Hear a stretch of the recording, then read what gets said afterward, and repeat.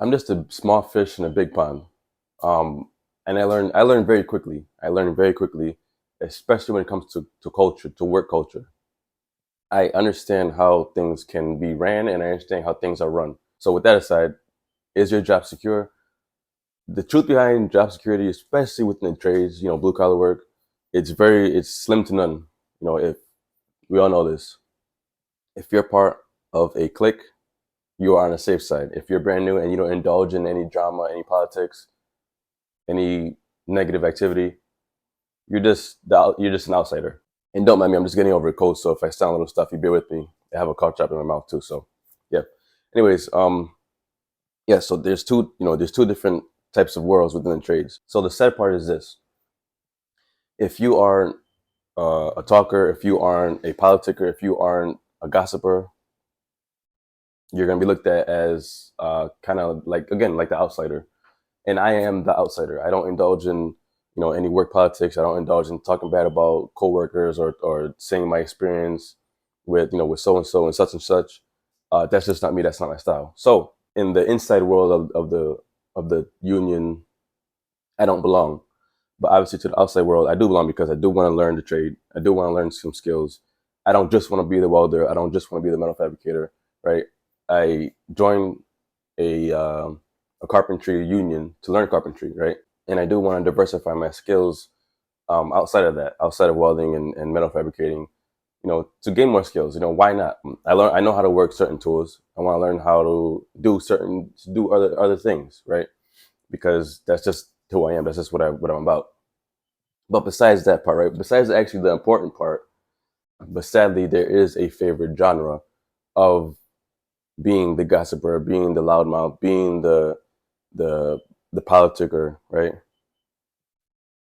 And that's just what it is. If if you aren't that to management, then you're kind of considered weird because you don't, I guess, talk bad about other employees. So job security is not, you're not really secure with your job if you don't do that, and I don't do that. So it's kind of like I have to walk with my head over my shoulder and hope for the best that I don't get laid off because I don't, if there's a group of people that they're looking at to get laid off, and out of those group of people who don't indulge in any negative activity, unfortunately, their skills are not looked at. It's the social aspect of it, and that's what happened to me. Right, I got laid off because it was that I wasn't the loudmouth. I wasn't the person who indulged in any negative conversations. I can work with anybody. Right, I'm positive, but I'm also quiet. But I'm not quiet enough to not get to know. Right, if that makes sense. And that's one of the downfalls about the trades, about especially unions, right? Unions are we all know that these guys are just politic out the butt. So, and that's the sad part, right? So again, so my skills are just half of what they look at. If I'm a loudmouth and my name is known, and I'm buddy buddy with a certain crew, or I'm buddy buddy with the management, then I'm fine, right? My foot's out the water. But being who I am and the type of person that I am, I'm already -1, right? And let's face it, I gotta say it, okay? I gotta address the elephant in the room. I gotta say it because it's true. And on this channel, I want to speak nothing but truth. It's obvious.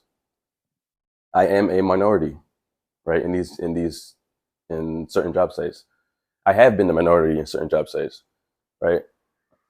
I mean, you got a group full of Caucasians, and here I come, right? Spanish guy, of color, especially neck tattoo. I'm already getting looked at, but my skills speak for itself, right? And my ability to obtain information and working with my hands is important.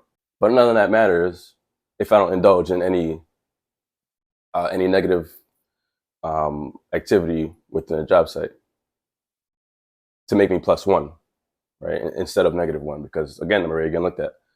So that's the sad part about it, and that's kind of where it lies, especially with job security. And I'm not saying that because you're a minority, your job's not secure. I'm not saying that. I'm just saying if you don't if you don't partake in anything within the job culture, in any negative aspects, then you're gonna be -1. But you can't let that determine your skills. You can't let that determine your eligibility. You can't let that determine your employment. It's sad, but that's just the truth. And I show up to work, right? I get the job done. I maintain and intake any information I possibly can. And there are smart managers who understand that. Like, okay, this guy's new. We're gonna treat him accordingly. We're gonna give him the task that we think he can handle. And I pass with flying colors every time, right? That's what I'm confident about. And the ability to learn and to use certain tools and to take mental notes, and it's all just a learning process, especially for new guy. So job security it comes down to two things. Number one, you are secure in your job if you partake in negative or any gossiping or any politics, really. That's number one. Number two is, how close are you with the management? Let's face it. This might you might perceive this as negative, but it's just the truth, right? There's no company out there saying, hey, if you're an actual good worker, guys, honestly, what's a good worker? Leave it down below in the comments what a good worker is. In the management's eyes, what's a good worker? Somebody who shows up on time, somebody who basically sacrifices their time and soul within a job. That's not a good worker. If they like you, you're a good worker, no matter which way it goes.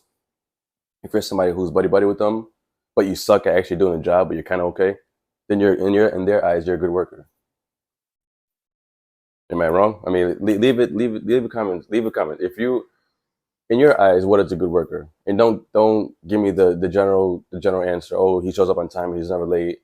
He gets the job done. He's fat. Don't give me that. What is a good worker? Okay, because even good workers have bad days, so you can't consistently be a good worker. One day, right? Depending on how this is why you don't go into jobs thinking that you're gonna make friends. As long I fit right in the middle, I can work with anybody. As long as you can work with anybody, as long as you can communicate, you're fine, right? And then you can become a good worker, or you can become the worker. So a good worker is somebody who, again, can retain information, right? Who has the ability to be coachable and can progress in any ways that they possibly can, in any ways that they lack. Or the worker being somebody who goes there, who you know doesn't really care about the job, and who loves to just gossip, but is also, they make management laugh, they make them happy in conversation. To them, that's the good worker, and it's sad. It is sad. Leave a comment down below.